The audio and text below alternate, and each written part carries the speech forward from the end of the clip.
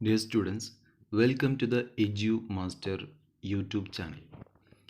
ഇന്ന് നമ്മൾ ഈ വീഡിയോയിലൂടെ ഡിസ്കസ് ചെയ്യാൻ പോകുന്നത് കാലിക്കറ്റ് യൂണിവേഴ്സിറ്റി കീഴിൽ ഈ വർഷം പ്രൈവറ്റായി UG അഥവാ ഡിഗ്രിക്ക് രജിസ്റ്റർ ചെയ്യാൻ താല്പര്യപ്പെടുന്ന അതിന് തയ്യാറെടുത്തിരിക്കുന്ന എല്ലാ വിദ്യാർത്ഥികളും നിർബന്ധമായിട്ടും അറിഞ്ഞിരിക്കേണ്ട വളരെ പ്രധാനപ്പെട്ട ഡീറ്റെയിൽസാണ് നമ്മൾ ഈ വീഡിയോയിൽ ഡിസ്കസ് ചെയ്യാൻ പോകുന്നത്. നിങ്ങൾ ഈ വർഷം UG ചെയ്യാൻ ആഗ്രഹിക്കുന്ന കാലിക്കറ്റ് യൂണിവേഴ്സിറ്റി കീഴിൽ UG ചെയ്യാൻ ആഗ്രഹിക്കുന്ന വിദ്യാർത്ഥികളാണെങ്കിൽ ഈ വീഡിയോയുടെ തുടക്കം മുതൽ അവസാനം വരെ നിങ്ങൾ പൂർണ്ണമായിട്ടും കാണുക. തീർച്ചയായും നിങ്ങൾക്ക് ഉപകാരപ്പെടുന്ന വളരെ പ്രധാനപ്പെട്ട കാര്യങ്ങൾ നമ്മൾ ഈ വീഡിയോയിൽ ഡിസ്കസ് ചെയ്യുന്നുണ്ട്. നമുക്കറിയാം, കാലിക്കറ്റ് യൂണിവേഴ്സിറ്റി കീഴിൽ ഈ വർഷം ഡിസ്റ്റൻസ് ആയിട്ട് ഡിഗ്രി ചെയ്യാൻ ആഗ്രഹിക്കുന്ന വിദ്യാർത്ഥികൾ മാസങ്ങളായി നമ്മൾ വെയിറ്റ് ചെയ്തുകൊണ്ടിരിക്കുകയായിരുന്നു അതിൻ്റെ നോട്ടിഫിക്കേഷന് വേണ്ടിയിട്ട്. അപ്പോൾ നമ്മളെ ആ ഒരു വെയിറ്റിങ്ങിന് അന്ത്യം കുറിച്ചുകൊണ്ട് ദിവസങ്ങൾക്ക് മുമ്പ് നോട്ടിഫിക്കേഷൻ വന്നു. പക്ഷേ നമ്മൾ ആഗ്രഹിച്ച പോലെ ഡിസ്റ്റൻസ് മോഡിലായിരുന്നില്ല, പ്രൈവറ്റ് മോഡിലാണ്. നമുക്കറിയാം, ഈ ഡിസ്റ്റൻസ് എഡ്യൂക്കേഷൻ, യൂണിവേഴ്സിറ്റികളുടെ ഡിസ്റ്റൻസ് എഡ്യൂക്കേഷൻ എന്ന് പറയുന്നത് UGCയുടെ മാനദണ്ഡങ്ങൾ പ്രകാരം മുന്നോട്ട് പോകുന്ന ഒരു ബോഡിയാണ്. UGC നിഷ്കർഷിക്കുന്ന മാനദണ്ഡങ്ങൾ പാലിച്ചുകൊണ്ട് മാത്രമേ അതിന് മുന്നോട്ട് പോകാൻ കഴിയുകയുള്ളൂ. കേരളത്തിലെ കാലിക്കറ്റ് യൂണിവേഴ്സിറ്റി, അതുപോലെയുള്ള കേരള MG, കണ്ണൂർ പോലെയുള്ള യൂണിവേഴ്സിറ്റികൾ ആ മാനദണ്ഡങ്ങൾ പാലിക്കാത്തത് കാരണം UGC നിഷ്കർഷിക്കുന്ന ചില പോയിന്റുകൾ കൃത്യമായിട്ട് മീറ്റ് ചെയ്യാൻ കഴിയാത്തത് കാരണം ആ യൂണിവേഴ്സിറ്റികളുടെയൊക്കെ ഡിസ്റ്റൻസ് എഡ്യൂക്കേഷൻ നടത്താനുള്ള അധികാരം എടുത്തു കളഞ്ഞിരുന്നു. ഇതുവരെ കാലിക്കറ്റ് യൂണിവേഴ്സിറ്റിക്ക് അത് പുനഃസ്ഥാപിക്കാൻ കഴിഞ്ഞിട്ടില്ല. കേരള യൂണിവേഴ്സിറ്റി അത് പുനഃസ്ഥാപിച്ചു. അപ്പോൾ അതുകൊണ്ടാണ് കാലിക്കറ്റ് യൂണിവേഴ്സിറ്റി ഈ വർഷം പ്രൈവറ്റ് രജിസ്ട്രേഷൻ എന്ന ഒരു രീതി മുന്നോട്ട് കൊണ്ടുവന്നത്. നമുക്ക് വീഡിയോയിലോട്ട് വരാം. ഈ വീഡിയോയിൽ പ്രധാനമായും നമ്മൾ ഡിസ്കസ് ചെയ്യുന്നത് details of programmes. UG private രജിസ്ട്രേഷന് കീഴിൽ കാലിക്കറ്റ് യൂണിവേഴ്സിറ്റി പ്രൊവൈഡ് ചെയ്യുന്ന UG പ്രോഗ്രാമുകൾ ഏതൊക്കെയാണ്, അതുപോലെ പ്രോഗ്രാം സ്ട്രക്ചർ, പ്രോഗ്രാമിൻ്റെ സ്ട്രക്ചർ, ഓരോ പ്രോഗ്രാമിൻ്റെയും സ്ട്രക്ചർ, അതിൽ core course, common course, complementary course, open course, അങ്ങനെ 4 രീതിയിലാണ് വരുന്നത്. അതിൽ കോംപ്ലിമെൻ്ററി കോഴ്സ് തിരഞ്ഞെടുക്കുന്നത് വളരെ പ്രധാനപ്പെട്ട കാര്യമാണ്. അതുപോലെ ഫീ ഡീറ്റെയിൽസ്, പിന്നെ ഡോക്യുമെൻസുകൾ, സബ്മിറ്റ് ചെയ്യേണ്ട ഡോക്യുമെൻസുകൾ, ഇത്രയും കാര്യങ്ങളാണ് നമ്മൾ ഈ വീഡിയോയിൽ ഡിസ്കസ് ചെയ്യുന്നത്. നിങ്ങൾ അവസാനം വരെ കൃത്യമായിട്ടും കാണുക. നിങ്ങൾ ഈ കാണുന്നത് 2020 വർഷത്തേക്കുള്ള പ്രൈവറ്റ് രജിസ്ട്രേഷൻ്റെ പ്രോസ്പെക്റ്റസ് ആണ്. നമ്മൾ അതിൽ പ്രധാനപ്പെട്ട ഭാഗങ്ങളിലൂടെയാണ് കടന്നു പോകുന്നത്. നമുക്ക് ആദ്യം details of programmes, Calicut university provide ചെയ്യുന്ന പ്രോഗ്രാംസുകൾ 14 പ്രോഗ്രാംസുകളാണ്. നിങ്ങൾക്ക് ഇതിൽ കാണാൻ പറ്റുന്നുണ്ടാവും. BA Afzalul Ulama, BA Arabic language and literature, BA economics, BA English, BA Hindi, BA Malayalam, BA history, BA political science, BA philosophy, BA Sanskrit Sahitya, BA sociology, BA BCom, bachelor of business administration അഥവാ BBA, BSc mathematics. അങ്ങനെ 14 പ്രോഗ്രാമുകളാണ് Calicut university private രജിസ്ട്രേഷന് കീഴിൽ provide ചെയ്യുന്നത്. അതിനുശേഷം ഇനി നമുക്ക് നോക്കേണ്ടത് പ്രോഗ്രാം സ്ട്രക്ചറാണ്. പ്രോഗ്രാം സ്ട്രക്ചർ എന്ന് പറയുമ്പോൾ ഇതിലെ കോഴ്സുകൾ, ഏതൊരു പ്രോഗ്രാമിൻ്റെയും കോഴ്സുകൾ 4 ടൈപ്സ് ഓഫ് കോഴ്സുകളാണ്. 4 ടൈപ്സ് ഓഫ് കോഴ്സുകളാണ് ഓരോ പ്രോഗ്രാമിന് കീഴിലും വരുന്നത്. അത് ഏതൊക്കെയാണെന്നാണ് നമ്മൾ നോക്കുന്നത്. ഒന്ന് കോമൺ കോഴ്സാണ്. കോമൺ കോഴ്സസുകൾ വരും. ആ കോമൺ കോഴ്സിനെ കോഡ് A എന്നുള്ള രീതിയിലാണ് അറിയപ്പെടുന്നത്. പിന്നെ കോർ കോഴ്സ് കോഡ് B എന്നുള്ള രീതിയിലും, complementary course complementary course code C എന്നുള്ള രീതിയിലാണ് അറിയപ്പെടുന്നത്. പിന്നെ ഓപ്പൺ കോഴ്സ് കോഡ് ഡി എന്നുള്ള പേരിലാണ്. ഇങ്ങനെ 4 ടൈപ്സ് ഓഫ് കോഴ്സസുകളാണ് ഓരോ പ്രോഗ്രാമിലും അടങ്ങിയിരിക്കുന്നത്. ഇനി നമുക്ക് കോമൺ കോഴ്സ് ഒന്ന് നോക്കാം. കോമൺ കോഴ്സിൽ ഇപ്പോൾ നിങ്ങൾ സ്ക്രീനിൽ കാണുന്നുണ്ടാവും 14 കോമൺ കോഴ്സുകളാണ് യൂണിവേഴ്സിറ്റി നൽകുന്നത്. ഇതിലേതെങ്കിലും 14 കോമൺ കോഴ്സിൽ ഏതെങ്കിലും 10 ഒരു ആൾ ചൂസ് ചെയ്യുകയും അതിലൂടെ അത് കംപ്ലീറ്റ് ചെയ്യുകയും വേണം, എന്നാലും അവന് ഡിഗ്രി കിട്ടുള്ളൂ എന്നർത്ഥം. അഥവാ every undergraduate student shall undergo 10 common courses chosen from a group of 14 common courses listed below for completing the program. Programme complete ചെയ്യണമെങ്കിൽ 14 10 കംപ്ലീറ്റ് ചെയ്യണം. നമ്മൾ ഓരോന്നും നോക്കും. ഇതിൽ ഓരോന്നും ഇപ്പം ഞാൻ ഇതിൽ സ്ക്രീനിൽ കൊടുത്തിട്ടുണ്ട്, നിങ്ങളൊന്ന് ജസ്റ്റ് ഒന്ന് നോക്കുക. അത് ഓരോന്ന് വായിക്കുമ്പോൾ നമ്മളെ ഈ ഒരു വീഡിയോയുടെ ലെങ്ത്ത് കൂടും. ഇനി നമുക്ക് ഓരോ സെമസ്റ്ററിലും ഏതൊക്കെ കോമൺ കോഴ്സുകളാണുള്ളത് നോക്കാം. Common courses in various programmes. Common courses in various programmes. ഇതിൽ BA BSc ഇവർക്ക് ഫസ്റ്റ് സെമസ്റ്ററിൽ നമ്മൾ ആ 14 ലിസ്റ്റ് അഥവാ 14 കോമൺ കോഴ്സ് കണ്ടു. അതിലെ ഒന്നാമത്തെയും രണ്ടാമത്തെയും കോമൺ കോഴ്സ്, അതുപോലെ ഏഴാമത്തെ അഡീഷണൽ ലാംഗ്വേജ് കോഴ്സ് 1, ഇതുമാണ് ഒന്നാമത്തെ സെമസ്റ്ററിൽ ഉണ്ടാകുക. അപ്പോൾ അത് നമ്മളത് നോക്കുമ്പോൾ ജസ്റ്റ് നോക്കുക നമ്മൾ. അപ്പോൾ ഒന്നാമത്തെ സെമസ്റ്ററിൽ ഉണ്ടാകുക common English course 1 transactions essential English language സ്കില്ലും, കോമൺ കോഴ്സ് 2 വേഴ്സ് വിത്ത് വേർഡ്സും. പിന്നെ അഡീഷണൽ ലാംഗ്വേജ് കോഴ്സ് 1. അഡീഷണൽ ലാംഗ്വേജിൽ മലയാളം, ഹിന്ദി, അറബിക്, ഉറുദു, സംസ്കൃതം, ഇങ്ങനെ 5 ലാംഗ്വേജ് ഉണ്ട്. ഈ 5 ലാംഗ്വേജിൽ ഏതെങ്കിലും ഒന്ന് സെലക്ട് ചെയ്യാം. അതാണ് ഇവിടെ ഏഴാമത്തെ. അപ്പോൾ 1, 2, 7 ഇതാണ് ഫസ്റ്റ് സെമസ്റ്ററിൽ ഉണ്ടാകുക. സെക്കൻഡ് സെമസ്റ്ററിൽ 3, 4, 8. 3 എന്ന് പറയുമ്പം common course 3 writing for academic and professional success. പിന്നെ നാലാമത്തിൽ common course 4 zeitgeist reading on contemporary culture. പിന്നെ അഡീഷണൽ ലാംഗ്വേജ് കോഴ്സ് 2 അത് അറബി. നമ്മൾ ഏത് വിഷയമാണ്, മലയാളമാണെങ്കിൽ മലയാളമായിരിക്കും, അറബി ആണെങ്കിൽ അറബി ആയിരിക്കും. അത് നമ്മൾ ഏത് ലാംഗ്വേജാണ്, അഡീഷണൽ ലാംഗ്വേജാണ് സെലക്ട് ചെയ്യുന്നത്, ആ വിഷയം തന്നെ ആയിരിക്കും ഓരോ സെമ്മിലും. അതാണ് ഇവിടെ സൂചിപ്പിച്ചിരിക്കുന്നത്. Language course 1, language course 2, language course 4 വരെ. ഇനി തേർഡ് സെമസ്റ്ററിൽ നിങ്ങൾ പ്രത്യേകം ശ്രദ്ധിക്കുക. തേർഡ് സെമസ്റ്ററിൽ നമ്മൾ ഈ കോമൺ ഇംഗ്ലീഷ് കോഴ്സ് 1 ഉള്ളൂ. തേർഡ് സെമസ്റ്ററിൽ സിഗ്നേച്ചർ എക്സ്പ്രസിങ് ദ സെൽഫ് അതും, പിന്നെ അഡീഷണൽ ലാംഗ്വേജ് കോഴ്സ് 3. പിന്നെ ആറാമത്തെ സെമസ്റ്ററിൽ 6ഉം 10ഉം അഥവാ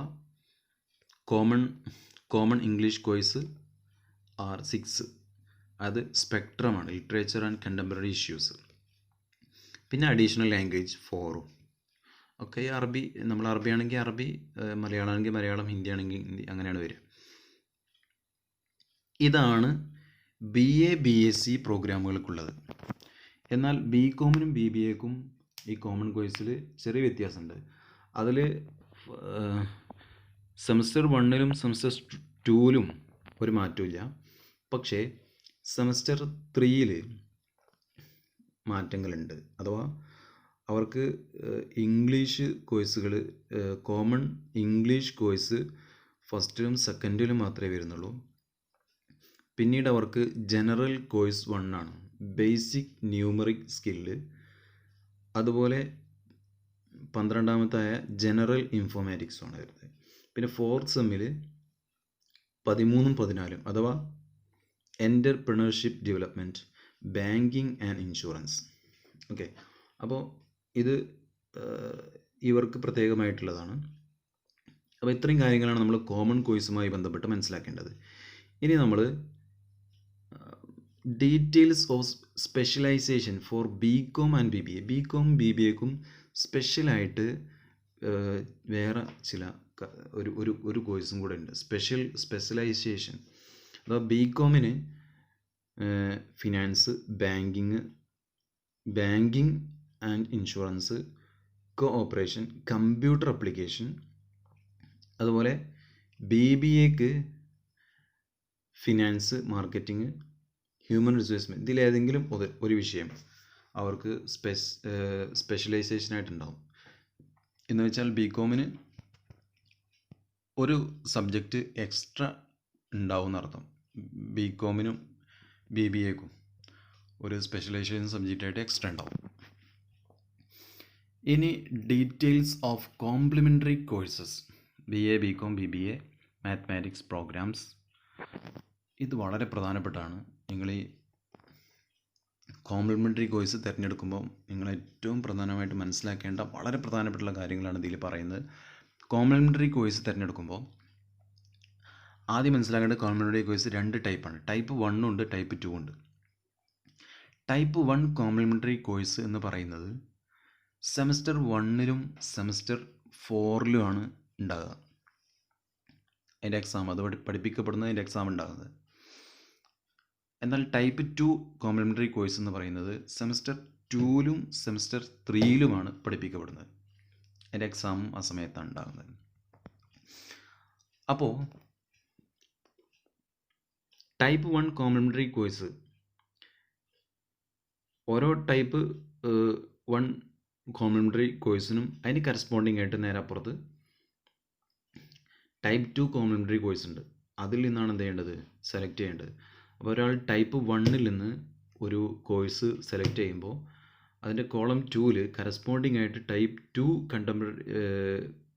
കോംപ്ലിമെൻ്ററി കോഴ്സിൽ നൽകപ്പെട്ടിട്ടുള്ള കോഴ്സാണ് അവന് സെലക്ട് ചെയ്യാൻ പറ്റുക. നമ്മൾ ഒരു എക്സാമ്പിൾ പറയാം. അപ്പോൾ ഇവിടെ ഇംഗ്ലീഷിൽ BA ഇംഗ്ലീഷിൻ്റെ ഇതാണ് ആദ്യം കൊടുത്തിട്ടുള്ളത്. അതിൽ ടൈപ്പ് 1ൽ ആദ്യത്തെ കോളത്തിൽ ജേർണലിസം കൊടുത്തിട്ടുണ്ട്.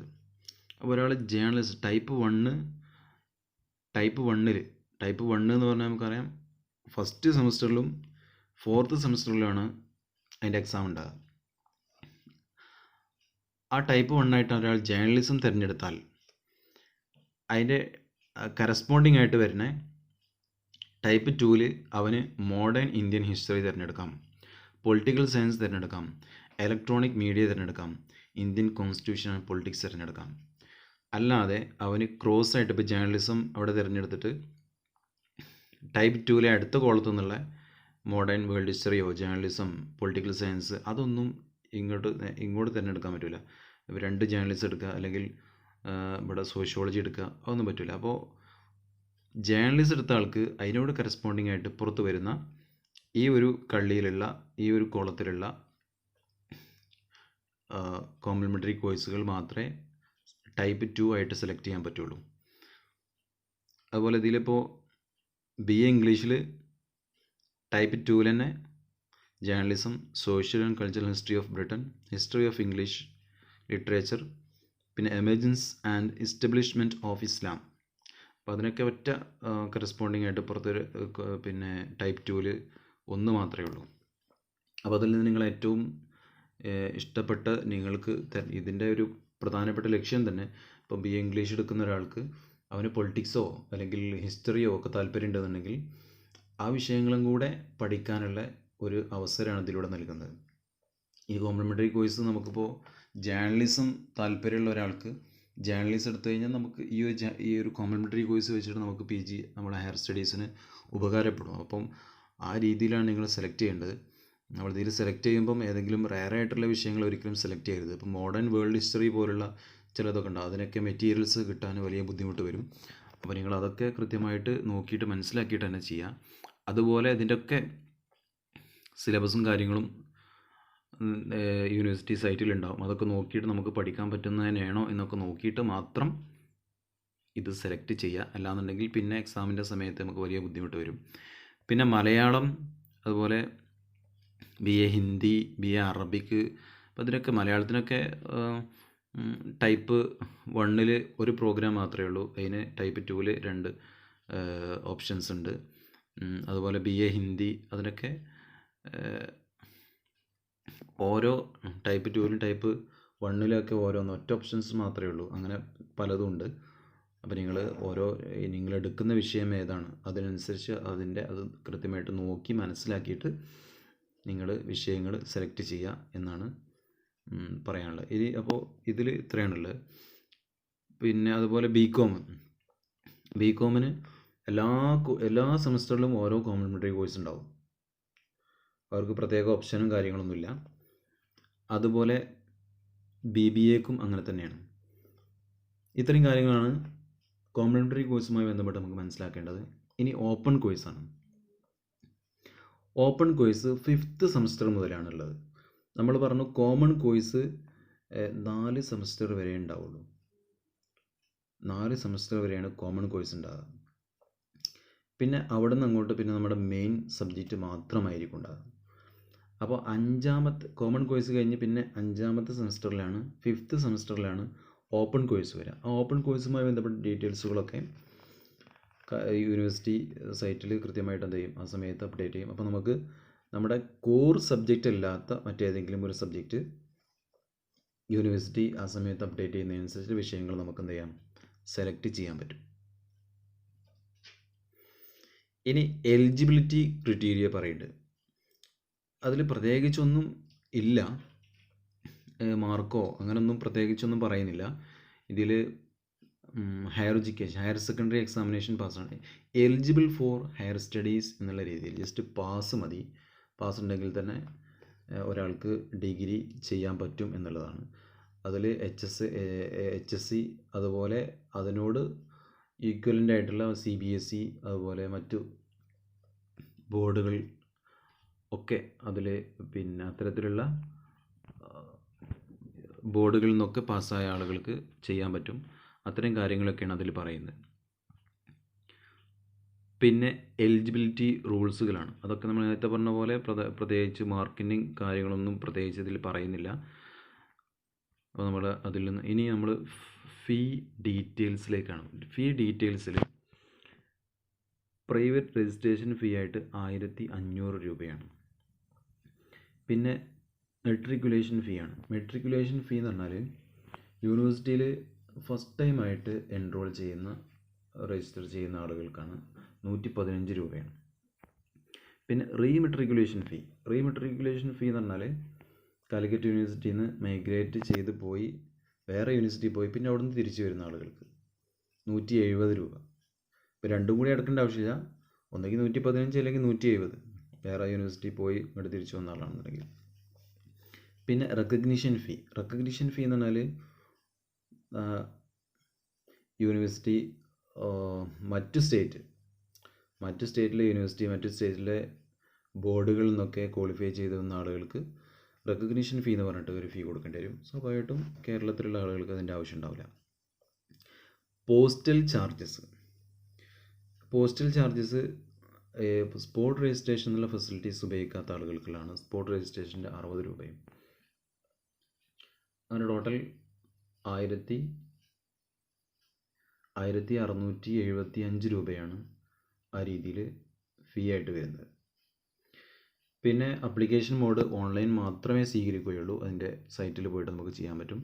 പിന്നെ documents to be submitted along with the applications, original challan receipt for the required fee.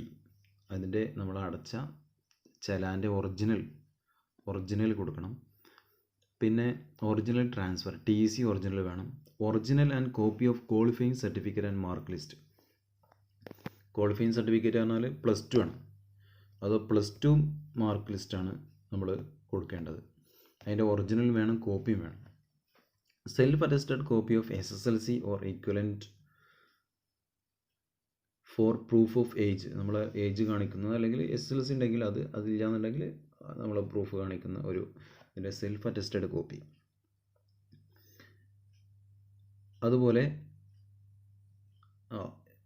Mark relaxation വേണ്ടവർക്ക് അതുമായി ബന്ധപ്പെട്ട ഡോക്യുമെൻറ്റ്സ് സബ്മിറ്റ് ചെയ്യേണ്ടതുണ്ട്. പിന്നെ ഒരു സെൽഫ് അഡ്രസ്ഡ് എൻവലപ്പ്, ഒരു കവർ, സ്റ്റാമ്പില്ലാത്തൊരു കവർ, അതിൻ്റെ സൈസും കൊടുത്തിട്ടുണ്ട് 30 cm × 25 cm, ആ രീതിയിലുള്ളൊരു കവർ. അവർ നമ്മൾ മെമ്മോ അങ്ങനത്തെ കാര്യങ്ങളൊക്കെ നമുക്ക് അയക്കാൻ വേണ്ടിയായിരിക്കും, അല്ലെങ്കിൽ നമ്മുടെ മാർക്ക് സർട്ടിഫിക്കറ്റും കാര്യങ്ങളൊക്കെ നമുക്ക് അയക്കാൻ വേണ്ടിയായിരിക്കും അത്. പിന്നെ ഓപ്പൺ യൂണിവേഴ്സിറ്റിയിലൂടെ +2 കംപ്ലീറ്റ് ചെയ്ത ആളുകൾക്ക് ഈക്വലൻസി സർട്ടിഫിക്കറ്റ് ഹാജരാക്കണം. അതുപോലെ those who have already registered for any degree examination and discontinued the program, അതിൽ രജിസ്റ്റർ ചെയ്തു ഡിസ്കണ്ടിന്യൂ ചെയ്താൽ ക്യാൻസലേഷൻ മെമ്മോ നിർബന്ധമായിട്ട് എന്ത് ചെയ്യണം, ഹാജരാക്കണം. അതുപോലെ additional degree candidates should submit original and copy of their existing degree professional certificate.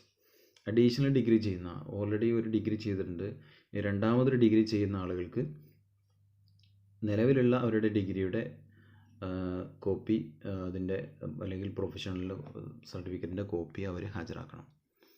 അത്രയും കാര്യങ്ങളാണ് അതുമായി ബന്ധപ്പെട്ട് മനസ്സിലാക്കാനുള്ളത്. പിന്നെ കോൺടാക്ട് ഡീറ്റെയിൽസ്, നമ്മുടെ അഡ്രസ് ഓഫ് കമ്മ്യൂണിക്കേഷൻ, നമ്മൾ ഇതൊക്കെ ചെയ്തിട്ട് നമ്മൾ അയച്ചു കൊടുക്കേണ്ടത് deputy registrar private registration STE building university of Calicut university PO Malappuram Kerala 673-615. Telephone number ഒക്കെ അതിൽ കൊടുത്തിട്ടുണ്ട്, അതുമായി ബന്ധപ്പെട്ടുള്ള കാര്യങ്ങളൊക്കെ സംസാരിക്കാൻ, ഡൗട്ടുകൾ ചോദിക്കാം. അതുപോലെ ഇമെയിലാണ് പൊതുവെ എന്തെങ്കിലും എററുകൾ ഒക്കെ ഉണ്ടെന്നുണ്ടെങ്കിൽ ഈ ഇമെയിലിൽ നമുക്ക് ബന്ധപ്പെടാം. ഇത്രയും കാര്യങ്ങളാണ് കാലിക്കറ്റ് യൂണിവേഴ്സിറ്റി കീഴിൽ പ്രൈവറ്റായിട്ട് രജിസ്റ്റർ ചെയ്യുന്ന വിദ്യാർത്ഥികൾ പ്രാഥമികമായിട്ട് മനസ്സിലാക്കേണ്ടത്. മറ്റൊരു ദിവസം എങ്ങനെ ഓൺലൈനായിട്ട് രജിസ്റ്റർ ചെയ്യാം എന്നുള്ളതുമായി ബന്ധപ്പെട്ട് വിശദമായ ഒരു വീഡിയോ ഈ ചാനൽ അപ്ലോഡ് ചെയ്യുന്നതായിരിക്കും. ഈ വീഡിയോ ഇഷ്ടപ്പെട്ടവർ ലൈക്ക് ചെയ്യുക, അതോടൊപ്പം ഈ ചാനൽ സബ്സ്ക്രൈബ് ചെയ്യുക, കൂടെ കാണുന്ന ബെൽ ബട്ടൺ കൂടെ ക്ലിക്ക് ചെയ്യുക. എങ്കിൽ ഈ ചാനൽ അപ്ലോഡ് ചെയ്യപ്പെടുന്ന എല്ലാ വീഡിയോകളും കൃത്യമായിട്ട് നോട്ടിഫിക്കേഷനായിട്ട് നിങ്ങളിലേക്കെത്തും. വീഡിയോ കണ്ടതിന്, സഹകരിച്ചതിന് നന്ദി അറിയിക്കുന്നു. താങ്ക്സ്.